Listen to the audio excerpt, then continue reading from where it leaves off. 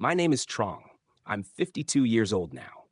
If you saw me today, you'd probably think I'm just an ordinary middle aged man with a small company, a comfortable house, and grown up children. But few people know how many years of failure, pain, and sleepless nights it took for me to stand where I am. The saying, most people overestimate what they can do in 1 year and underestimate what they can do in 10. I didn't just understand it with my mind. I lived it with my blood, my tears, and my heart. I was born in a poor village in central Vietnam where the sun cracked the ground in summer and storms raged endlessly in the rainy season. My father passed away early, leaving my mother to raise three children on her own. I was the eldest. I studied hard, worked part time, and eventually got into an economics university with a single dream to change my life. In college, I burned with ambition. I believed that if I worked hard enough, if I was smart enough, I could succeed quickly. I didn't want to wait. I didn't want a life of quiet poverty like my mother's. I wanted more. After graduation, I threw myself into work. I joined a construction company, then left within a year to start my own business when I was 27. It was 1999. Few people even knew what startup meant back then. I opened a small company selling construction materials. I was full of energy and confidence, convinced that success was only a year away.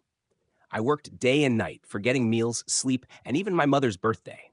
I told myself, just 1 or 2 years, and I'll change everything. 2 years later, the company collapsed. I owed money to the bank, to friends, and to people who had trusted me.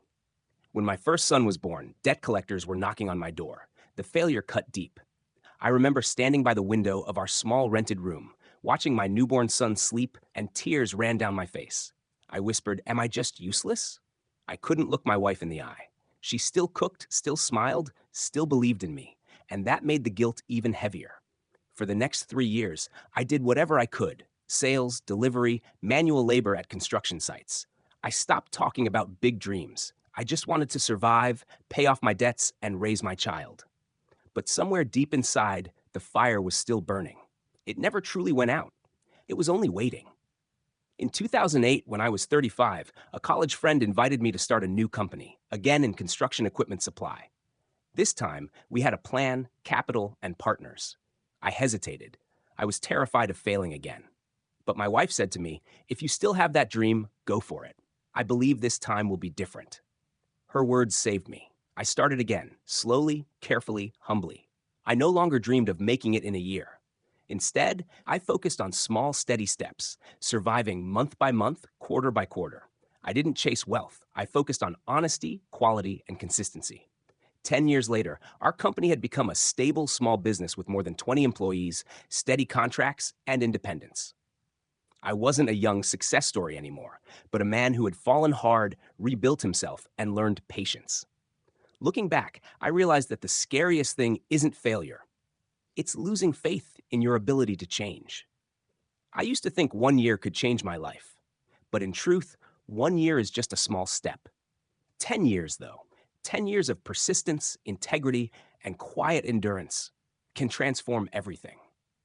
In 2020, when the pandemic hit, my company nearly collapsed again. Orders were canceled. Employees panicked. I spent many sleepless nights at my desk, wondering if everything I'd built would vanish again. But unlike 20 years earlier, I wasn't afraid anymore. I had learned to stay calm, to think long term. I didn't chase results. I focused on what I could control, keeping the team together, serving old clients, and taking small actions each day. And somehow, months later, we survived. We even grew stronger. Now, as I tell this story, I don't call myself a successful man. I'm just someone who walked long enough to learn that life doesn't reward those who rush. It rewards those who endure. Late success is not failure. It's a gift for those who never give up. Years ago, I wanted everything: money, fame, a house, within a year. But after 2 decades, the greatest thing I've gained isn't any of that. It's peace.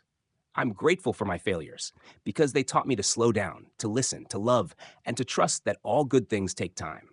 If you're in your 20s or 30s and feel like you're failing, let me tell you this: be patient. In 1 year, you might change a little, but in 10 years, you can become someone completely different. Keep going, even slowly, even tired, but never stop. Because one day, when you look back, you'll smile. just like I do today.